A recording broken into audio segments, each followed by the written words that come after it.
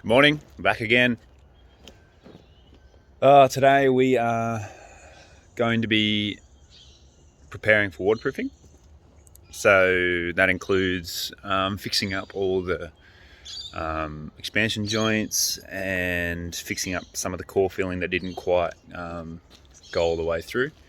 But yeah, we should be starting to waterproof all of next week, which I'm really excited for. Painting on about 70 square meters of black thick tar that it's gonna be fun.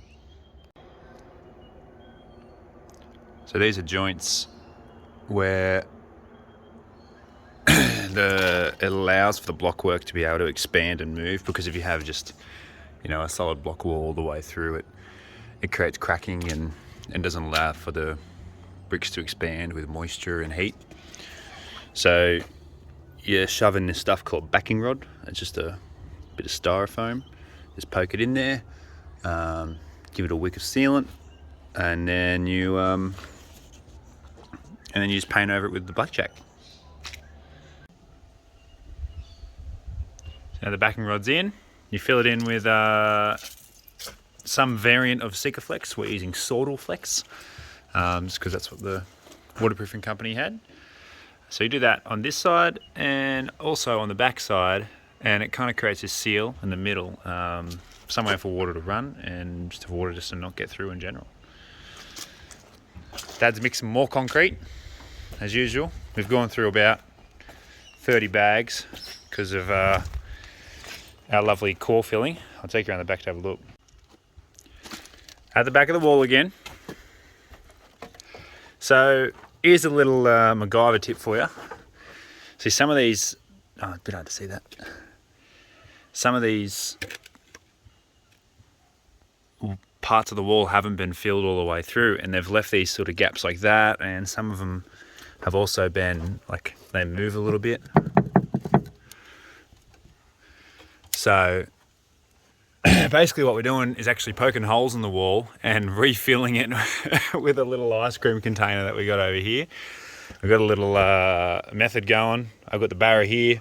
Dad's up there with our little funnel. And yeah, we just take the ice cream bucket, pour it in, get it in, fill it back up. Yeah, we just don't want any weak spots in the wall. At the end of the day, we've got to say this is Caulfield, and you got to make sure it is. Got to make sure it's got concrete all throughout it to keep the strength. And yes, the other joint here,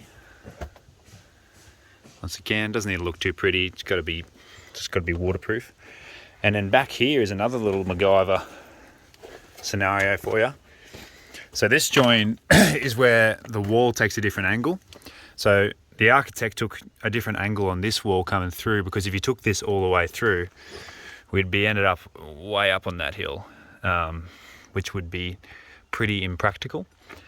So we have this joint, it's like this, and you can't really fill that whole thing with Sikaflex. So we're forming up this little tiny bit here to be able to create a new joint with this plyboard here, and yeah, just fill them up like the other ones.